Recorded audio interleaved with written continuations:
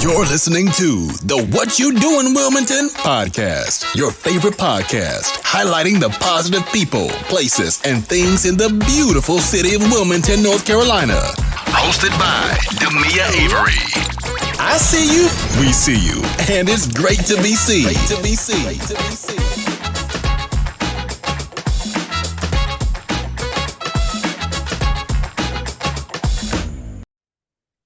Hello, everyone. This is Demia Avery with Whatchu Doin, North Carolina. And this podcast is designed to highlight the positive people, places, and things here in the beautiful state of North Carolina. I see you, we see you, and it's great to be seen. So we are continuing on with our exclusive interviews ahead of the North Carolina Film Festival. And I am oh so excited to bring on today's guest. He is an award-winning and Emmy-nominated filmmaker. Please welcome the amazingly gifted John Better of Bedrock Productions. Welcome to the show. Welcome. Thank you so much for having me. Thanks for having me, Demia. It's great to be here. Oh, you're so welcome. Now, before we talk about your awesome body of work, walk us through your journey into documentary production. What drew you to this field? Sure. Yeah. When I was young, I think I had some dreams about being a filmmaker, but they seemed so far and distant. So I decided to pursue music actually for a number of years. But at a certain point, a friend let me borrow their camera, their family camera, and I started making these short videos. And documentaries seemed like something that anyone could do. They didn't have the same kind of high level production value that we're aware of in narrative film with actors. And so documentaries felt like a way that I could explore stories and things that were interesting to me without the need of all the money and resources that are required for Hollywood films. Mm. Now, I'm glad you mentioned that because I was going to ask you what made you go independent as opposed to like working with a larger production company. When I got out of college, I was pretty sure that I wanted to do film, but I actually ended up working in retail for a lot of years. I worked at an Okay. Apple store. Okay. As many of us do in the arts, you find yourself at a job that pays the bills. And I did Apple. I did customer service at Apple one time. oh my goodness, I fixed iPhones and computers and would do a lot of customer service. I worked at the help bar a lot, Uh-huh. um, which actually it was great training to become a documentary filmmaker because it teaches you how to talk to anyone. Mhm. It teaches you how to listen really carefully to what someone is trying to say versus what words might be coming out of their mouth. Right?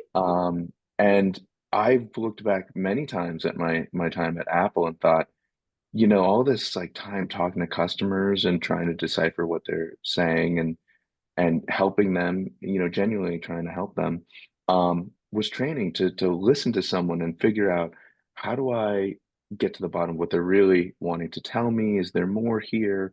What question should I ask? And Mm. also, how do I make sure that they're comfortable, that they're Yeah. not angry? So many people with a broken iPhone are upset. Yeah. And I'm sure you remember you know, I that's remember. their life. And people come in and they're like, what's wrong? And they paid a lot of money for it. And you learn how to calm people down for sure. So yeah, that was funnily a lot of training Yeah. for how to interview people. But it really came down to just not having the resources, and so I thought, well, maybe I'll try and do it on my own. Mhm. I do have friends who did the whole became a production assistant, worked their way up, slowly became an assistant producer, associate producer, producer, director. Mhm. And I have so much respect for the people who find themselves, working their way up a ladder within the industry. Mhm. But I had spent all this time, not doing film that it kind of felt like, I'm too old to do those things. I better just try to make a film. I'm glad I did, although I certainly could have learned a lot by just starting at a production company, being a production assistant, and there's still things that I don't know and aren't aware of. People Mhm. use terms and things like that on sets, and Right. I'm like, what did you just say? What's that acronym? Yeah. I have to Google that. So it's hindered me somewhat, but I also feel like um, just diving in and saying I'm going to make a film is part of the reason why I've been able to keep making them is because I just decided to go for it. So You yeah. had so many lessons in what you just said. The first lesson that I took away from your answer is the fact that a lot of the time when we're going after our goals and our dreams, we have to take other jobs that we don't particularly care for in order to pay for the bills. And you took the positive out of that because a lot of times we're like, oh, I don't want to do this, I don't want to do that. But you took the positive out of it by saying, I took something away from that. I've learned how to work with customers. I learned how to deal with my situation and put that um into what I'm doing now. So I think that's a great way of looking at it and a great way of reminding ourselves that even though we may not be where we want to be right now, you can still learn some valuable lessons in where you are. You know what I mean? Oh my goodness, absolutely. And for years I thought, oh, what a waste. I'm wasting time. I should be doing this. My Mhm. my peers, my friends are doing great things. Yeah. I'm fixing a phone, getting yelled at by a customer. This doesn't feel like I'm progressing. Yeah. Um, but I always kind of thought, well, I'll try to do my job well, Hmm. and so maybe I'll get better at it. And then now I realize, as long you can piece together skills from all kinds of things. I worked at a UPS store. Yeah. I worked in restaurants. I worked at an Apple store. I was a musician for a long time. Mm. That taught me a lot, about working in the arts, working with other people and collaborating. Um, and so many of those things that I thought were, oh gosh, I just wasted this many years, Yeah. doing this, have absolutely turned into skills that I've relied upon and have helped me as a filmmaker. It's incredible. Well, you also talk about patience, which is another thing. And then the last thing that I heard you mention is the fact of, am I getting too old? And a lot of people think that once you get to a certain age that you've blown it. You know what I mean? You've blown it, that you can't do anything else. You might as well just start writing your obituary right now. And just start thinking about retirement and or just settling for what you have now. So I appreciate your answer. It did have a lot of lessons in that. So I certainly appreciate that. Now, as I was doing research on your company, I noticed the different films that you worked on, and I noticed the range that you had. So, you had different types of documentaries and films and things like that. What is your approach to finding or selecting the different types of projects that you work on? It's interesting because now it's very different than when I first started. Mm, When I first started, I knew that it had to be something. It didn't have to necessarily be a personal story, something about myself, but I had to have some sort of connection to it, because I think the other ideas that had floated through my mind, oh, I should make a documentary about this or that, mhm, they would all fade. mm, Time would go on, 6 months would go by, and I'd realize, "Oh, I never really did anything about that quote unquote great idea." mhm, So when I s- kind of stumbled upon the inspiration for my first film, which is about stage fright, mhm, so musicians dealing with stage fright, mm, I was like, well, I know this problem intimately. yeah, As a musician, I've experienced it so many times. I could talk about it with a couple people while as a musician, but it was very much a hush hush.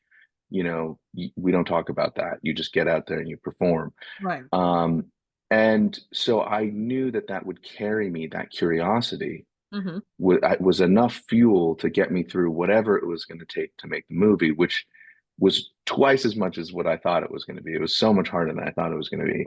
But I still knew that, well, because all those other ideas faded, I'm going to need something that's really strong. mhm, And so the first film was was kind of just answering a big personal question of mine as to why I got so nervous doing something I loved so much Hmm. for people that I thought, this is a great thing. I love being a musician and playing and performing music. So fast forward to now, I think I understand deeply, intimately, how much time, energy it takes to make one of these films. So now it's very different. And I heard a producer say this to me a few years ago, and it made me kind of sad, but I now have much more empathy for her response, which is I choose films based on the ones I think I can make. Mm. And, now that I understand how much goes into them, that is absolutely a much larger portion of how I decide on what to pursue. Hmm. Certainly, am I passionate about it?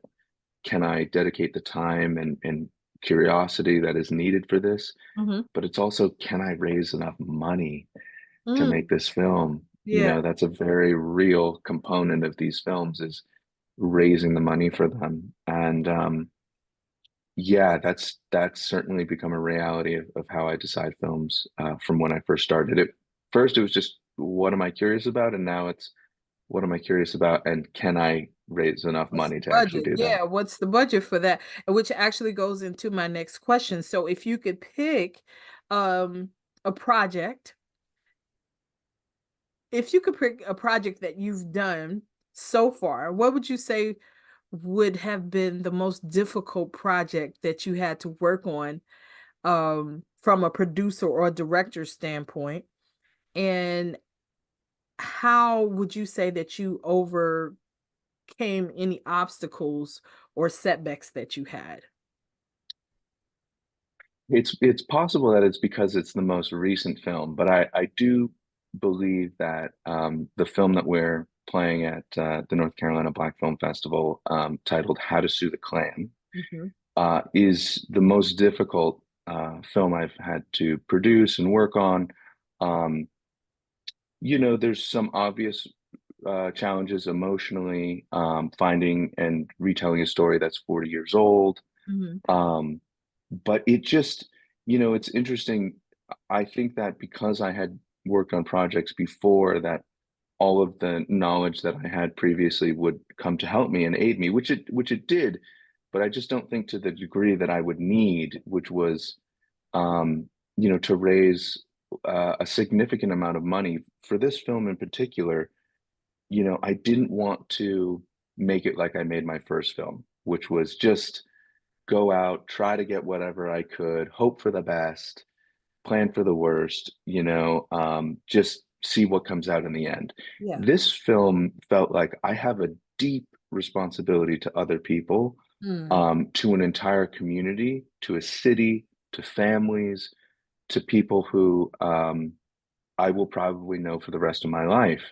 Yeah. And so, not that I didn't have that responsibility before, but there was some naiveness. And for sure, with this film, I felt all the responsibility. So I Mm. think combining the responsibility, the needing to have a real serious budget and resources to make the film, um, and the subject matter, of talking about the Klan and white supremacy, just all of those things really made it a challenging piece that, to be candid, was supposed to be a documentary feature, but Mhm. I could never raise the money to create a documentary feature. So after a certain amount of time, we realized it's probably better to make a really great short documentary. Our film is 35 minutes long, Okay. instead of waiting another 2, 3, 4, 5 years to raise the money necessary to make a feature. I still have some regrets about that, but I'm very proud of the film, and and as much as I care about getting the story out and doing all of the justice to the families and the history, I'm also just very proud that we finished it. Yeah. There's times when you're in the middle of these things and you think, uh-oh, like what if we don't get this? What if we can't finish this? And it gets really scary. But the film is done and playing for audiences and getting reaction. So we feel a huge sense of accomplishment, even despite all the challenges and how difficult this was. Well, I'm glad you brought that up because that's something that I really wanted to get into. If you could, um, definitely, and for those who are viewing the podcast right now, I definitely wanted to get into. I knew that you were going to be showing this film at the NC Black Film Festival. So for those of us that don't know, please just tell us what the film is and what the synopsis of the film is about. Absolutely. The film is called How to Sue the Klan. As I said, it's a documentary short film, and it retells a forgotten piece of history nationally, but certainly here, even in Chattanooga. So, I live here in Chattanooga, Tennessee. In 1980, uh, four Black women were standing on the corner of a street when a group of Klansmen drove by and shot at them. They continued up the road and shot at another woman who was just tending to her garden outside of her home. The men were caught fairly quickly, but an all-white jury acquitted two of the men and sentenced the third to only a few months.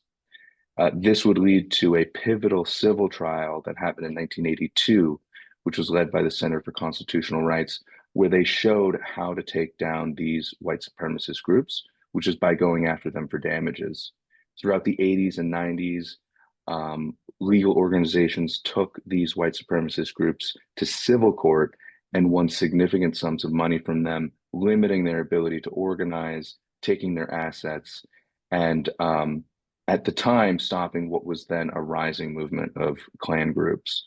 Today, we're seeing a resurgence of many of these groups. Mhm. And in fact, lawyers like Mr. Ben Crump, who's a producer of the film, is using the same strategy that they used here in Chattanooga to combat modern day white supremacist groups. So we not only share this piece of history that's been forgotten, but also connect it to what is happening today in the hopes that more legal organizations and even citizens will use these laws to combat white supremacy in their own cities. And we're sad that the story was never shared, but this is our chance to retell it and to make sure that we give credit to Chattanooga, to the families, to the women, and to their legal team that won this incredible case. Now, how challenging of this was this for you to take this on? Because obviously, I mean, of course, how can I say it? Of course, we know that most likely we would assume that more of an African American would take this on. So of course, I'm looking at you. That I mean, it's evident that you're an Asian American. Am I correct in saying that? You are, Okay. yeah. Well, how challenging of this of you was it for you to take this on? That's a great question, and one that I've thought about for years, Hmm. for sure, for while I've been making this film. Um, something that I think is important for us to talk about as much as possible is the fact that I do think that documentaries and many films should be made by the people represented in those films by way of their cultural history, location, race. I grew up in Boston. I'm an Asian American. I moved to Chattanooga in 2019. From the get-go, I did not think that I was the right person to make this film. I did feel a passion for producing it and thought that maybe I could help someone create this film. Certainly, my experience in kind of gathering the resources for creating a film seemed like they would be helpful to this. So I started doing that, and after 18 months, I could not find a director here in Chattanooga. Mm-hmm. We knew that someone had to be local.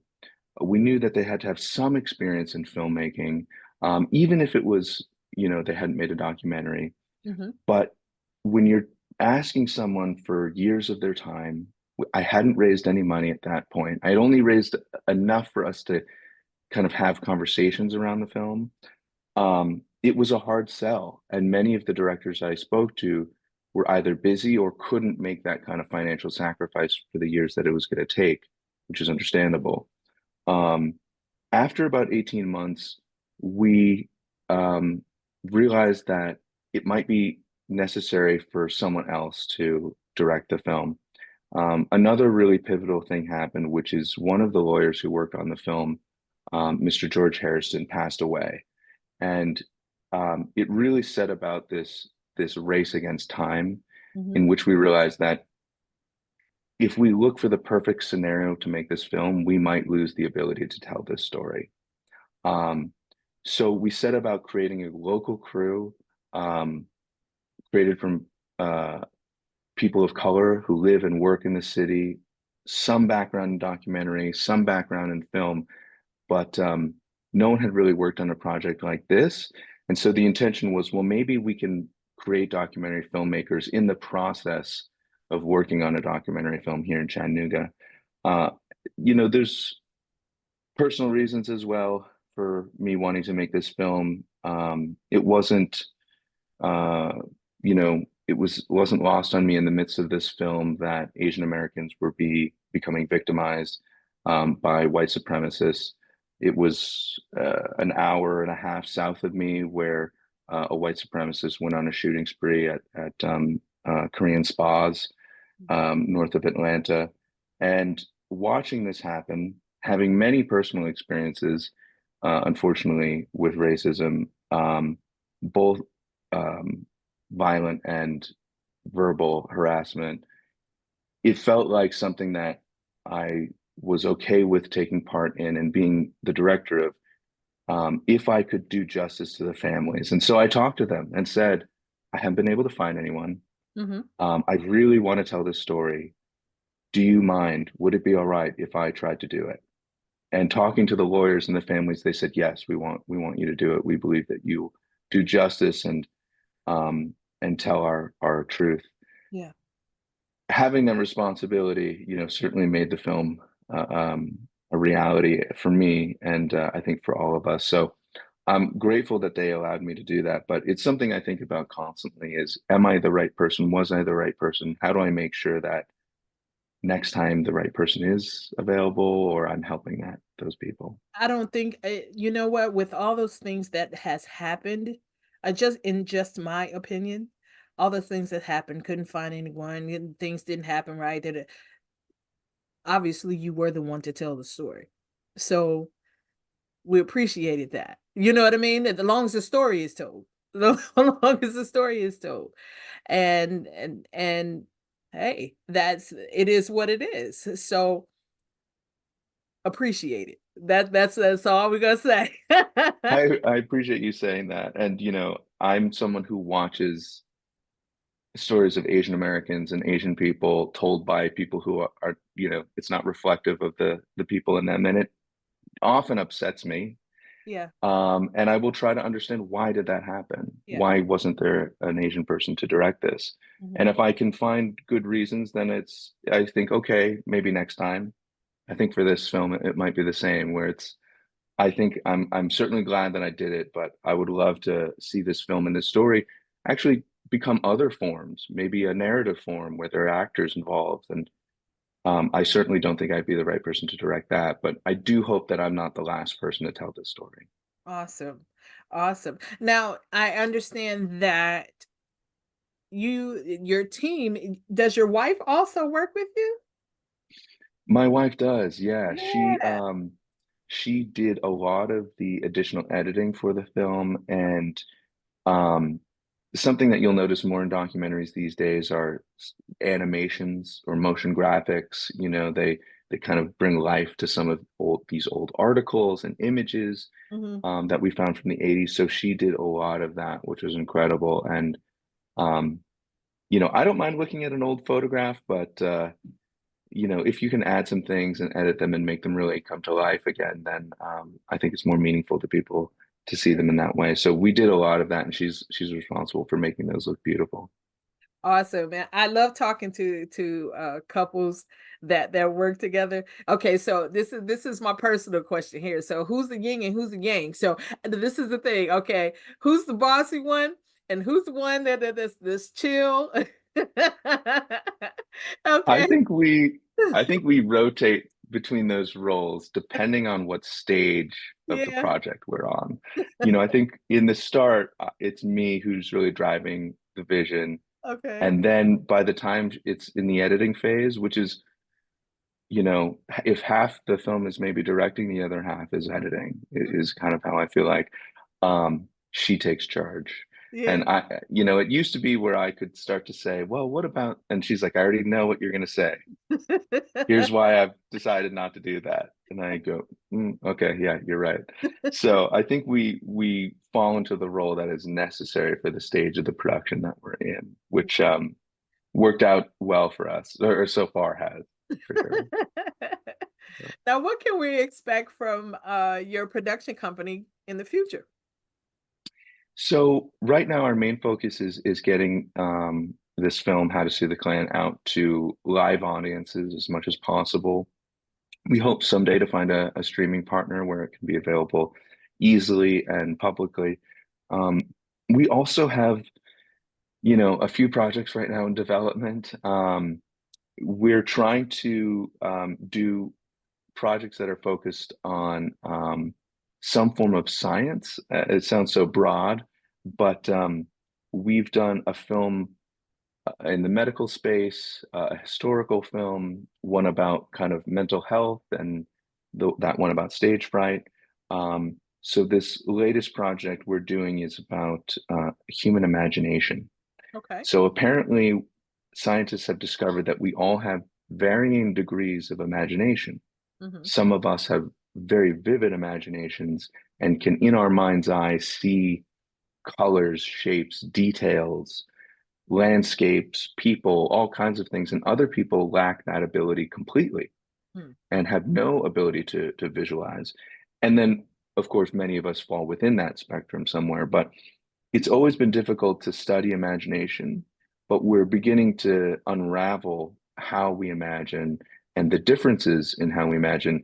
And then, of course, what that means for individuals as far as how we experience the world. If you've ever had a friend who cannot remember directions and always gets lost, there's a good chance that they have what's called aphantasia or lean that direction where they can't create mental imagery in their mind. Mm. Um, and then I'm sure you've talked to other people who can, you know, remember some picture that they saw 20 years ago with incredible detail. And you wonder, how are they able to remember that image and store that in their brain?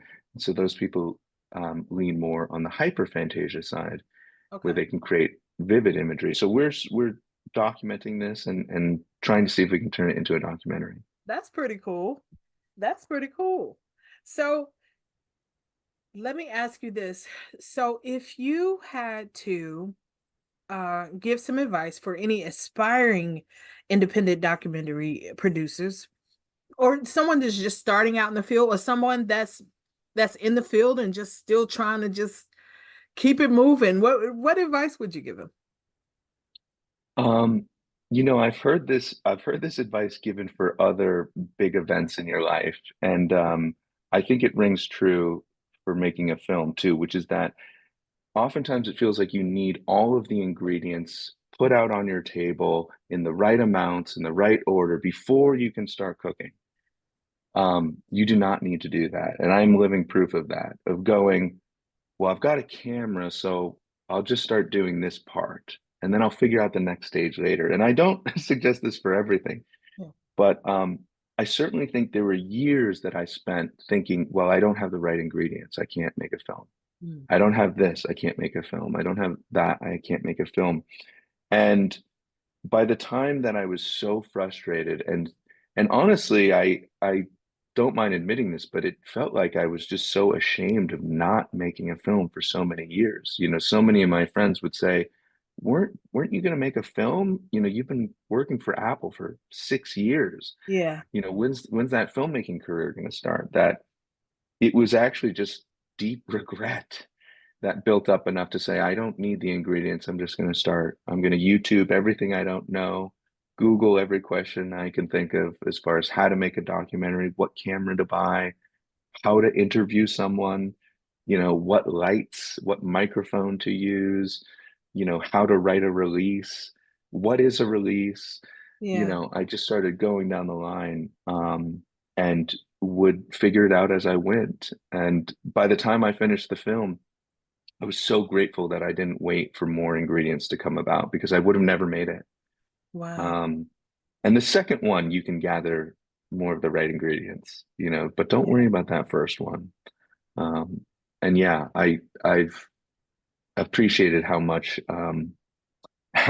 regret actually went into me making that first film and just deciding I have to do this. And look, Um, and then you end up getting Emmy nominated. Isn't that something? that was an incredible moment for sure. Yeah, I'll never forget that night. That was incredible. Now, what did you get Emmy nominated for? So my second film was about palliative care, pediatric palliative care. So end of life care um, for children and families who have a terminal diagnosis. And that film was co-produced by the New York Times. Mhm. And so they submitted it for the news and documentary Emmys. I actually didn't know. And so someone from the New York Times just emailed me and said, I'm so proud of you and this is so great. And I was like, what are you talking about? And they were like, look on Twitter, look on the news. Um, and I think two of their films had been nominated that year. So it was a huge deal. And yeah, it's just, it was my second film. So you can imagine having made the first one thinking, I can't believe I just made one film. The second one to go on to be an Emmy nominee was far, far beyond my dreams. And I'm Did you so lose your grateful mind to that be day? making. Did you lose your mind that day when you saw it? Uh, I, you know, it filled so many holes, that I feel like I had dug somewhere within myself in a single moment. Yeah, And you do realize that others it doesn't fill. I'm still making films. I'm still trying to fund and produce films. yeah, Um, but it just all those 6 years working at Apple, yeah, suddenly I didn't feel that regret. I felt, no, that was on purpose. I was supposed to, get spit on by customers and have them yell at me and do all of that time and energy work to be here for some reason. yeah. Um, yeah, it was an incredible moment. We didn't win, which I It was doesn't surprised matter. at how You didn't sad win. I You didn't was. win that night, but but on your way. Exactly. On your way. Oh, that too, I felt like I don't need, if I get this again, it'll be special. But just being nominated, I realized I don't, this is an achievement of a lifetime. I think I'm okay with this. So now it's just about making better and better films. Awesome. So listen, everybody, from Apple to Emmys. All right. Well, listen, I want to thank you so much for joining us today. And I want to thank John Better. I want to thank his wife. Hey guys, thanks for coming out to the NC Black Film Festival. Make sure you guys get your tickets so you can go and see. Is it going to be the actual movie or is it going to be like the trailer? Is it going to be the actual movie? The full movie. We're Awesome. Saturday, May 18th at 4:45. Awesome. So look, I want to invite you back when you have something else you want to promote or anything else like that. Come back Yes, to me. please. Awesome. All right, guys, we are out of here. Home is where the heart is, and my heart is in North Carolina. See you guys later. Bye-bye.